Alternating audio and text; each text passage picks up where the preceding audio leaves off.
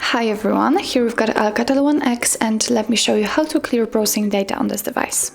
So actually all you have to do is simply open your browser, in my case it will be Google Chrome, and let's tap on this three dot icon.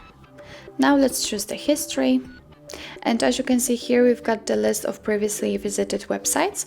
In order to remove only one of it, simply tap on this X button right next to it. And as you can see, it simply disappears. If you want to clear all browsing data, simply tap on clear browsing data. And here we've got some basic and advanced options. In basics, we've got browsing history, cookies, media licenses and site data, and cached images and files. And in advanced, we've got also saved passwords, out-of-inform data and site settings.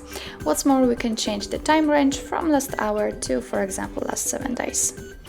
Okay, if you're ready to clear data, let's click on clear data and let's tap on clear.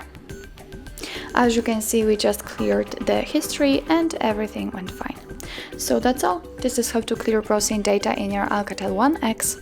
Thank you so much for watching. If you find that this video was helpful, please hit the subscribe button and leave the thumbs up.